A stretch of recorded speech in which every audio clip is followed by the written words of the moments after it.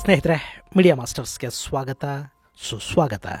ಗೆಳೆಯರೆ, ಅದು ಜುಲೈ 1, 2025. ಕರ್ನಾಟಕದವರೆಗೆ ಅವತ್ತೇನು ವಿಶೇಷ ಅಂತ ಅನಿಸಿರಲಿಲ್ಲ. ಆದರೆ ದೂರದ ಉತ್ತರದಲ್ಲಿ ಅವತ್ತಿನ ರಾತ್ರಿ ಕರಾಳ ರಾತ್ರಿಯಾಗಿತ್ತು. ಸಮಯ ರಾತ್ರಿ 1:30 ದಾಟ್ತಾ ಇತ್ತು. ಮಧ್ಯರಾತ್ರಿಯ ಆ ನೀರವ ನಿಶ್ಶಬ್ದವನ್ನ ಸೀಳೋ ಹಾಗೆ ಮಳೆಯ ಅಬ್ಬರದ ಸದ್ದು ಕೇಳ್ತಾ ಇತ್ತು. ಮನೆಗಳ ಮಾಡು ಕಿತ್ತು ಹೋಗುತ್ತೇನೋ ಅನ್ನೋಷ್ಟು ಮಳೆ. ಆ ಮಳೆಯ ಸದ್ದನ್ನ ಅಡಗಿಸೋ ಹಾಗೆ ಅಲ್ಲೊಂದು ನಾಯಿ ಜೋರಾಗಿ ಕೂಗ್ತಾ ಇತ್ತು. ಅಲ್ಲಿ ಮಧ್ಯರಾತ್ರಿ ಜನ ಬೆಚ್ಚಗೆ ಮಲಗಿದ್ರು. ಆದ್ರೆ ಆ ನಾಯಿ ಕೂಗೋ ಕಾಟ ವಿಪರೀತ ಆಗ್ತಾ ಇತ್ತು. ಎಷ್ಟೊತ್ತಾದ್ರೂ ನಾಯಿ ಬೊಗಳೋದು ನಿಲ್ಲಿಸಲಿಲ್ಲ. ನಾಯಿಯ ವರ್ತನೆ ಆ ಊರಿನ ಜನರಿಗೆ ವಿಚಿತ್ರ ಅನ್ನಿಸ್ತಾ ಇತ್ತು. ಇದ್ದದರಲ್ಲೇ ಧೈರ್ಯ ಮಾಡಿದ ಮನೆಯ ಯಜಮಾನನೊಬ್ಬ ಆ ನಾಯಿಯನ್ನ ಗದರೋದಕ್ಕೆ ಎದ್ದು ಬಂದ. ಅವನು ಏನೇ ಮಾಡಿದ್ರು, ಬೆದರಿಸಿದ್ರು, ಗದರಿದ್ರು, ಕೋಲ್ ತಗೊಂಡು ಹೊಡೆಯೋದಕ್ಕೆ ಹೋದ್ರು, ಆ ನಾಯಿ ಅಲ್ಲಿಂದ ಕದಲಿಲ್ಲ, ಬೊಗಳೋದನ್ನ ನಿಲ್ಲಿಸಲಿಲ್ಲ. ಆ ವೃದ್ಧನಿಗೆ ಏನೋ ಅನುಮಾನ ಶುರುವಾಯಿತು. ಇದು ಸುಮ್ಮನೆ ಬೊಗಳ್ತಾ ಇಲ್ಲ, ಯಾವುದೋ ಕಾರಣ ಇಟ್ಕೊಂಡು ಬೊಗಳ್ತಾ ಇದೆ, ಏನೋ ಹೇಳೋದಕ್ಕೆ ಪ್ರಯತ್ನ ಪಡ್ತಿದೆ ಅನ್ಸೋದಕ್ಕೆ ಶುರುವಾಯಿತು.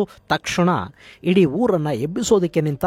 ಅವತ್ತು ಹಾಗೆ ನಾಯಿ ಒಂದೇ ಸಮನೆ ಬೊಗಳದೆ ಇದ್ದಿದ್ರೆ, ಅದು ಕೂಡ ನನಗ್ಯಾಕೆ ಅಂತ ತನ್ನ ಪಾಡಿಗೆ ತಾನಲ್ಲಿಂದ ಹೊರಟು ಹೋಗಿದ್ರೆ, ಅವತ್ತು ರಾತ್ರಿ ಆ ಇಡೀ ಊರು, ಅಲ್ಲಿನ ಜನ ಯಾರೊಬ್ಬರೂ ಉಳಿತಾ ಇರಲಿಲ್ಲ. ಅವತ್ತ ನಾಯಿ ತಾನು ತಿಂದ ಒಂದೊಂದು ಅಗಳಿನ ಋಣ ತೀರಿಸಿತ್ತು. ಹಾಗಾದ್ರೆ ಅವತ್ತು ರಾತ್ರಿ ನಾಯಿ ಬಿಟ್ಟು ಬಿಡದೆ ಯಾಕೆ ಬೊಗಳ್ತಾ ಇತ್ತು? ಆ ಗ್ರಾಮದಲ್ಲಿ ಅವತ್ತು ಏನಾಗ್ತಾ ಇತ್ತು? ಬನ್ನಿ ನೋಡೋಣ. ನಿಮ್ಮಲ್ಲಿ ಸಾಕಷ್ಟು ಜನ ಯೂಟ್ಯೂಬ್ ಚಾನಲ್ಗಳನ್ನು ಮಾಡಬೇಕು ಅಂದ್ಕೊಂಡಿರ್ತೀರಿ. ಮತ್ತೆ ಕೆಲವರಿಗಾಗಲೇ ಚಾನಲ್ಗಳನ್ನು ಮಾಡಿರ್ತೀರಿ. ಆದರೆ ಅವುಗಳನ್ನು ಹೇಗೆ ಮುಂದುವರಿಸಬೇಕು ಅನ್ನೋ ಚಿಂತೆಯಲ್ಲಿರ್ತೀರಿ. ನಿಮಗಾಗಿನೇ ನಾವು 3 ದಿನಗಳ ಆಫ್ಲೈನ್ ಯೂಟ್ಯೂಬ್ ತರಬೇತಿ ಕಾರ್ಯಕ್ರಮವನ್ನು ಆಯೋಜಿಸ್ತಾ ಇದ್ದೀವಿ. ಅದರಲ್ಲಿ script writing, voice, camera, channel optimisation, artificial intelligence ನ ಬಳಕೆ, ಮಾನಿಟೈಸೇಷನ್, ಸೈಬರ್ ಸೆಕ್ಯೂರಿಟಿ, ಹೀಗೆ ನಾನಾ ವಿಷಯಗಳನ್ನ ನೀವು ಕಲಿಯೋದಕ್ಕೆ, ಅರ್ಥ ಮಾಡ್ಕೊಳ್ಳೋದಕ್ಕೆ ಸಾಧ್ಯ ಆಗುತ್ತೆ. ಜುಲೈ 11, 12 ಮತ್ತು 13ನೇ ತಾರೀಕು ಆರಂಭಗೊಳ್ಳುವ ಈ ತರಬೇತಿ ಕಾರ್ಯಕ್ರಮ 3 ದಿನಗಳ ಕಾಲ ನಡೆಯುತ್ತೆ. ಹೆಚ್ಚಿನ ಮಾಹಿತಿಗಾಗಿ 9972 37 9459 9972 37 9459 ಸಂಖ್ಯೆಗೆ ಸಂಪರ್ಕಿಸಿ.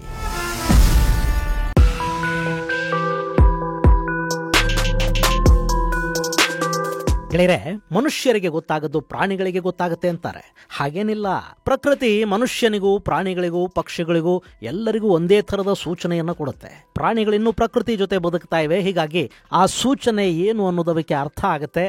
ನಾವು ಆಧುನಿಕತೆಯ ಮದ ಮತ್ತು ವಿಷ ಏರಿಸ್ಕೊಂಡು ಪ್ರಕೃತಿಯಿಂದ ದೂರ ಆಗಿದ್ದೀವಿ. ಹೀಗಾಗಿ ನಮ್ಮ ಆಂಟೆನಾಗಳು ಕೆಟ್ಟು ಹೋಗಿವೆ. ಸೊ ನಮಗೆ ಪ್ರಕೃತಿಯ ಸಿಗ್ನಲ್ಗಳು, ಸೂಚನೆಗಳು ರಿಸೀವ್ ಮಾಡ್ಕೊಳ್ಳೋ ಶಕ್ತಿ ಇಲ್ಲ.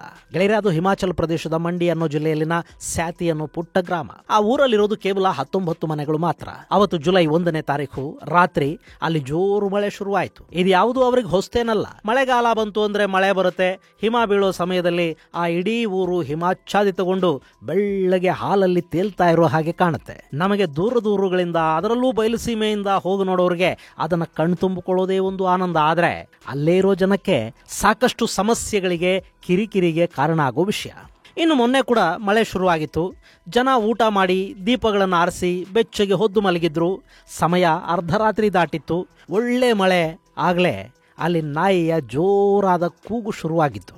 ಯಾಕೆ ಈ ಹಾಳ ನಾಯಿ ಒಂದೇ ಸಮಕ್ಕೆ ಬಡ್ಕೋತಿದೆ ಅಂದ್ಕೊಂಡು ವೃದ್ಧರೊಬ್ಬರು ಎದ್ದು ಬಂದು ನೋಡ್ತಾರೆ. ಮಳೆಯಲ್ಲಿ ನಿಂತ ನಾಯಿ ತಲೆ ಮೇಲೆತ್ತಿ ಕೂಗ್ತಲೇ ಇದೆ. ಅದನ್ನು ಏನೇ ಮಾಡಿದ್ರು ಅದು ನಿಂತ ಜಾಗದಿಂದ ಅಲುಗಾಡ್ತಾ ಇಲ್ಲ. ಸರಿ, ಏನೋ ಅನಾಹುತ ಆಗ್ತಾ ಇರಬೇಕು ಅಂದ್ಕೊಂಡ ಆ ವೃದ್ಧ ಅಲ್ಲಿನ 19 ಮನೆಗಳಲ್ಲಿನ ಜನರನ್ನ ಎಬ್ಬಿಸಿ ಹೊರಗೆ ಕರ್ಕೊಂಡು ಬಂದರು.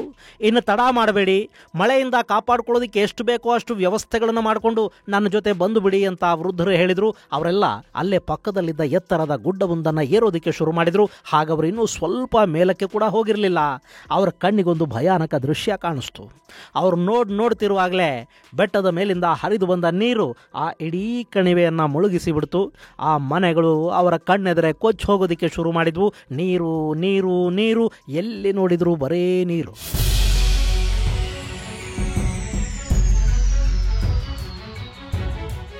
ಗೆಳೆಯರೆ, ಅವತ್ತು ಆ ನಾಯಿ ಎಚ್ಚರಿಸದೇ ಇದ್ದಿದ್ರೆ, ಅದರ ಕೂಗನ್ನ ಅಲ್ಲಿನ ವೃದ್ಧರು ಅರ್ಥ ಮಾಡಿಕೊಳ್ಳದೇ ಇದ್ದಿದ್ರೆ, ಅವರ ಸಮಯ ಪ್ರಜ್ಞೆ, ಹಿರಿತನ ಅಲ್ಲಿ ಕೆಲಸ ಮಾಡದೇ ಇದ್ದಿದ್ರೆ ಕನಿಷ್ಠ 30 ಮಂದಿ ಆ ಪ್ರವಾಹದಲ್ಲಿ ಕೊಚ್ಚಿ ಹೋಗ್ತಾ ಇದ್ರು, ಪ್ರಾಣ ಕಳ್ಕೊತಾ ಇದ್ರು.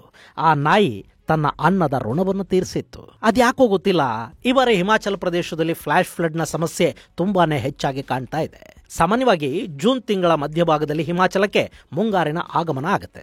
ಆ ಬಳಿಕ ಅಲ್ಲಿ ಸಾಕಷ್ಟು ಪ್ರಮಾಣದಲ್ಲಿ ಮಳೆ ಬೀಳುತ್ತೆ. ಆ ಮಳೆಯ ಕಾರಣದಿಂದ, ಮೇಘಸ್ಫೋಟಗಳ ಕಾರಣದಿಂದ ಅಲ್ಲಿ ಫ್ಲಾಶ್ ಫ್ಲಡ್ಗಳು ಉಂಟಾಗಿ ಜನರ ಜೀವಕ್ಕೆ ಅಪಾಯ ಉಂಟಾಗುತ್ತೆ. ಈ ವರ್ಷ ಇಲ್ಲಿವರೆಗೆ ಅಂದರೆ ಜುಲೈ 5ರವರೆಗಿನ ಲೆಕ್ಕಾಚಾರದಂತೆ ಒಟ್ಟು 23 ಫ್ಲಾಶ್ ಫ್ಲಡ್ಗಳು ಹಿಮಾಚಲದಲ್ಲಿ ಸಂಭವಿಸಿವೆ. ಹಾಗೆಯೇ 19 ಮೇಘಸ್ಫೋಟಗಳುಂಟಾಗಿ ಭಾರೀ ಪ್ರಮಾಣದ ಮಳೆ ಅಲ್ಲಿ ಸುರಿದಿದೆ. ಈ ಕ್ಷಣಕ್ಕೂ ಕೂಡ ಹಿಮಾಚಲ ಪ್ರದೇಶದಲ್ಲಿ ಹವಾಮಾನ ಇಲಾಖೆ ಎಚ್ಚರಿಕೆಯನ್ನೇ ಕೊಟ್ಟಿದೆ.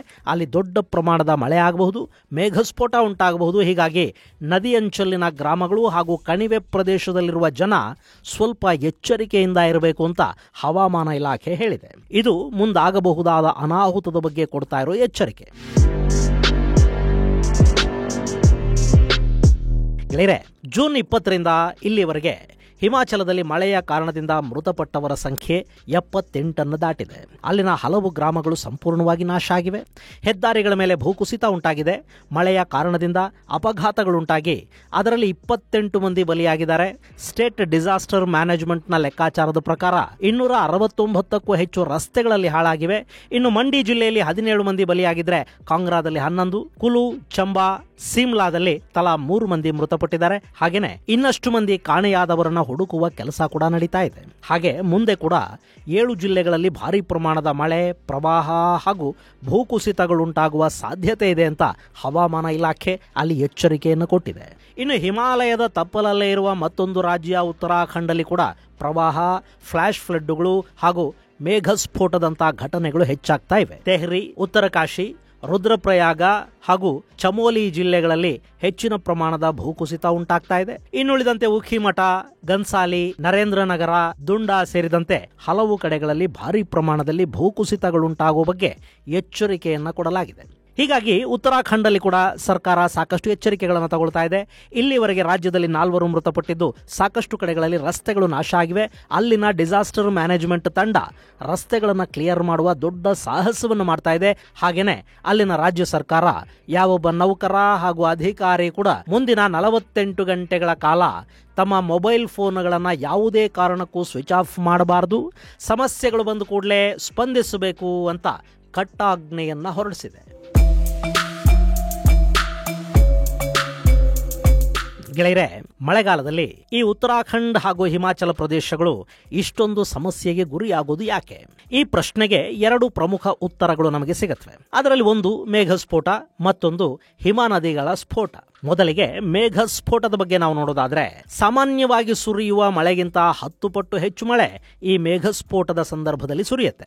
ಅದು ಕೂಡ ನಿರ್ದಿಷ್ಟ ಪ್ರದೇಶದಲ್ಲಿ ಕೆಲವು ನಿಮಿಷಗಳಲ್ಲಿ ಅಷ್ಟೊಂದು ಪ್ರಮಾಣದ ಮಳೆ ಬೀಳೋದ್ರಿಂದ ನದಿಗಳಲ್ಲಿ ಉಕ್ಕೇರುತ್ತವೆ. ಹಾಗೇನೆ ಅಚಾನಕ್ ಆಗಿ ಬರುವ ನೀರು ತನ್ನ ದಾರಿಯಲ್ಲಿ ಸಿಕ್ಕ ಎಲ್ಲದನ್ನ ಕೊಚ್ಕೊಂಡು ಹೋಗೋದಕ್ಕೆ ಶುರು ಮಾಡುತ್ತೆ. ಹೀಗಾಗಿ ಮೇಘಸ್ಫೋಟಗಳುಂಟಾದ ಸಂದರ್ಭದಲ್ಲಿ ಸಾವು ನೋವು ಹೆಚ್ಚಾಗೋ ಸಾಧ್ಯತೆಗಳಿರುತ್ತವೆ. ಹಾಗಂತ ಈ ಮೇಘಸ್ಫೋಟಗಳು ಕೇವಲ ಹಿಮಾಲಯಕ್ಕೆ ಮಾತ್ರ ಆಗುತ್ತವೆ ಅಂತೇನಲ್ಲ. ಕಳೆದ ವರ್ಷ ಕೇರಳದ ವಯನಾಡಲ್ಲಾಗಿದ್ದು ಕೂಡ ಇಂಥದ್ದೇ ಒಂದು ಮೇಘಸ್ಫೋಟದ ಸಮಸ್ಯೆನೇ. ಆದರೆ ಹಿಮಾಲಯದ ರಾಜ್ಯಗಳಲ್ಲಿ ಇದು ಸ್ವಲ್ಪ ಹೆಚ್ಚಿರುತ್ತೆ. ಯಾಕೆಂದ್ರೆ ಅಲ್ಲಿ ಮೋಡಗಳನ್ನು ತಡೆಯೋದಕ್ಕೆ ಪರ್ವತಗಳಿವೆ. ಸೊ ಮೋಡಗಳು ನೀರಿನ ಭಾರವನ್ನ ಹೊರಲಾರದೆ ಒಂದೇ ಕಡೆ ಎಲ್ಲವನ್ನ ಸುರಿಸಿಬಿಡುತ್ತವೆ. ಇದರಿಂದ ಸಮಸ್ಯೆಗಳು ಹೆಚ್ಚಾಗುತ್ತವೆ. ಇನ್ನು ಎರಡನೇದಾಗಿ ಹಿಮನದಿಗಳ ಸ್ಫೋಟ. ಗೆಳೆಯರೆ, ನಿಮಗೆ ನೆನಪಿರಬಹುದು, ಕೇದಾರನಾಥದಲ್ಲಿ ನಡೆದ ಜಲಪ್ರಳಯವನ್ನ ಯಾರ ತಾನೇ ಮರೆಯೋದಕ್ಕೆ ಸಾಧ್ಯ? ಅವತ್ತಲ್ಲಿ ಅಷ್ಟೊಂದು ದೊಡ್ಡ ಪ್ರಮಾಣದಲ್ಲಿ ಪ್ರವಾಹ ಉಂಟಾಗೋದಕ್ಕೆ ಕಾರಣವಾಗಿದ್ದು ಕೇವಲ ಮೇಘಸ್ಫೋಟ ಅಲ್ಲ, ಬದಲಾಗಿ ಅಲ್ಲಿದ್ದ ಹಿಮ ನದಿಯೊಂದು ಒಡೆದು ಅಷ್ಟೊಂದು ದೊಡ್ಡ ಅನಾಹುತವನ್ನು ಸೃಷ್ಟಿ ಮಾಡಿತು. ಹಿಮಾಲಯದ ತಪ್ಪಲಿನಲ್ಲಿನ ರಾಜ್ಯಗಳಲ್ಲಿ ಈ ರೀತಿಯ ಹಿಮ ನದಿಗಳು ವಿಪರೀತ ಪ್ರಮಾಣದಲ್ಲಿವೆ. ಅವು ಸರೋವರದ ಹಾಗೆ ಹೆಪ್ಪುಗಟ್ಟಿ ನಿಂತಿರುತ್ತವೆ. ಒಂದು ವೇಳೆ ಹಿಮ ನದಿ ಇದ್ದಕ್ಕಿದ್ದ ಹಾಗೆ ಕರಗಿಬಿಟ್ರೆ ಅಗಾಧ ಪ್ರಮಾಣದ ನೀರು ಏಕಾಏಕಿ ಕೆಳಭಾಗಕ್ಕೆ ನುಗ್ಗೋದಿಕ್ಕೆ ಶುರು ಮಾಡುತ್ತೆ. ಆಗ ಆ ಪ್ರದೇಶದಲ್ಲಿ ಪ್ರವಾಹ ಪರಿಸ್ಥಿತಿ ಎದುರಾಗುತ್ತೆ. ಅವತ್ತು ಕೇದಾರನಾಥದಲ್ಲಿ ಆಗಿದ್ದು ಕೂಡ ಅದೇನೆ. ಅಲ್ಲಿ ಮೇಘಸ್ಫೋಟದ ಕಾರಣದಿಂದ ಭಾರಿ ಪ್ರಮಾಣದ ಮಳೆ ಸುರಿತು. ಆ ಮಳೆ ಹಿಮ ನದಿಗೆ ಬಂದು ಸೇರ್ತು. ಅಲ್ಲಿಯವರೆಗೆ ಹಿಮದ ರೂಪದಲ್ಲಿದ್ದ ನದಿ ಮಳೆಯ ನೀರು ಬಂದು ಸೇರಿಕೊಂಡ ನಂತರ ಸ್ವಲ್ಪ ಬಿಸಿ ಏರಿಸಿಕೊಂಡು ಹಿಮ ಕರಗಿ ಮತ್ತಷ್ಟು ನೀರು ಹರಿಯೋದಿಕ್ಕೆ ಶುರುವಾಯಿತು. ಸೊ ಅಲ್ಲಿ ಪ್ರವಾಹ ಉಂಟಾಗಿ ಸಾಕಷ್ಟು ನಷ್ಟ ಕೂಡ ಸಂಭವಿಸಿತು.